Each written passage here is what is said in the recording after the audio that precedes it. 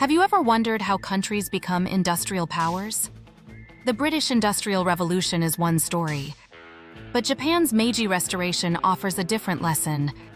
Together, they reveal that industrialization isn't a one-size-fits-all process.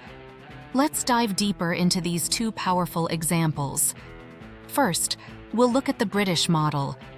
Then, we will explore Japan's unique approach.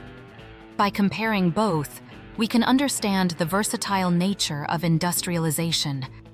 The British experience illustrates a gradual revolution. It was a bottom-up process driven by private capital and entrepreneurship. In Britain, individual entrepreneurs fueled innovation. The government's role was minimal, acting mainly as a night watchman. This transformation spanned over a century. It began with small-scale innovations like the spinning jenny. These innovations required little investment, allowing entrepreneurs to thrive. Organic infrastructure developed organically as well. Major projects, like canals and railways, were nearly all funded by private capital. Now, let's turn our attention to Japan's Meiji Restoration. This was a deliberate top-down modernization effort. Japan aimed for rapid growth to combat Western imperialism. The government motivated the nation with the slogan, "Rich country, strong army." In just 5 years, the Meiji state dismantled its feudal structure. They replaced it with a centralized prefecture system. This change created a unified national market, paving the way for modern industry.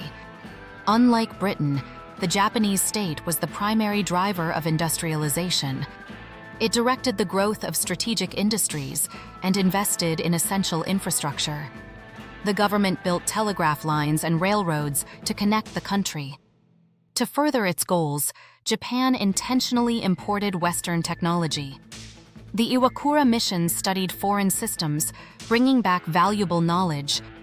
The government also hired foreign experts to train locals in vital skills.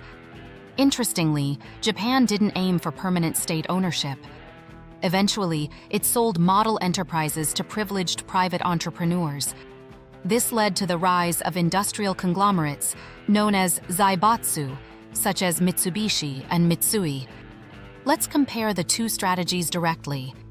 In Britain, the primary driver was private capital. In contrast, Japan relied on a centralized state. The British government played a minimal role, while Japan's was heavily involved. When looking at the industrialization paths, Britain's was organic and slow. Japan's approach was deliberate and accelerated.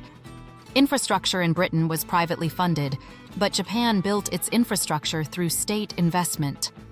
In terms of key drivers, Britain thrived on market competition and incremental innovation.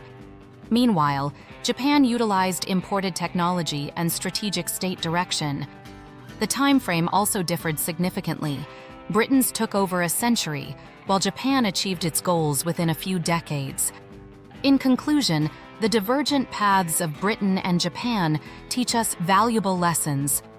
Industrialization is not a singular process. It's versatile and adaptable. Each nation must find a method that suits its unique circumstances.